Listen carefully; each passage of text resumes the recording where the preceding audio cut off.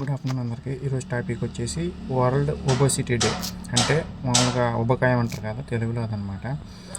ఉబకాయం ఇప్పుడు పెద్ద danger bills మోగిస్తుందని చెప్పుకోవాలి. ఎందుకంటే జనాలు ఇంతకుముందు మన గ్రాండ్ మదర్స్ కాలం కానీ మన మదర్స్ కాలం కానీ ఇంకా గ్రాండ్ మదర్స్ కాలం కానీ చూసుకుంటే పొద్దున వెళ్తే బాగా ఫుడ్ తిని కష్టపడి మధ్యాహ్నం వచ్చేవాళ్ళు, కొంచెం రెస్ట్ తీసుకుని మళ్ళీ వెళ్ళి సాయంత్రం మళ్ళీ కష్టపడి వచ్చి మళ్ళీ నైట్ రెస్ట్ తీసుకునేవాళ్ళు. సో వాళ్ళకి శారీరక శ్రమ బాగుండేదన్నమాట. దానివల్ల ఎక్కువ రోగాలు వచ్చేవి కాదు, ఆరోగ్యంగా ఉండేవాళ్ళు. అప్పుడు కల్తీ కూడా తక్కువ అండ్ న్యాచురల్ ఫుడ్ ఎక్కువ తినేవాళ్ళు. అంటే ఇప్పుడు గంజి కావచ్చు, లేదంటే సహజంగా పండించిన వడ్లు కావచ్చు అండ్ గోధుమలు వచ్చి న్యాచురల్ ఎక్కువ తినేవాళ్ళు. ఇప్పుడు కల్తీ ఎక్కువైపోయింది, ఫాస్ట్ ఫుడ్స్ ఎక్కువైనాయి అండ్ శ్రమ కూడా తక్కువైంది. చిన్న అవసరాలు కూడా బండ్లు, కార్లు ఇట్లా వెహికల్స్ వాడడం వల్ల జనాలు ఉబకాయం పెరిగిపోతుంది అనమాట. ఉబకాయం మీన్స్ నథింగ్ బట్ అనవసర కొలెస్ట్రాల్ అని చెప్పుకోవాలి. ఫ్యాట్ వేరు, కొలెస్ట్రాల్ వేరు, గుర్తుపెట్టుకోండి.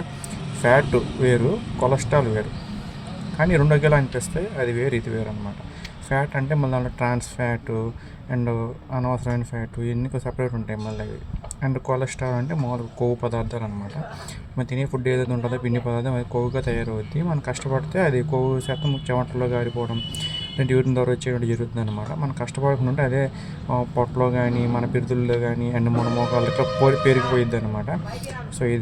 సో కొంచెం ఉబకాయంతో జాగ్రత్తగా ఉండండి, లేదంటే హార్ట్ డిసీజెస్ అండ్ చాలా సివియర్ ప్రాబ్లమ్స్ వచ్చే అవకాశాలు ఉన్నాయి. Thank you so much.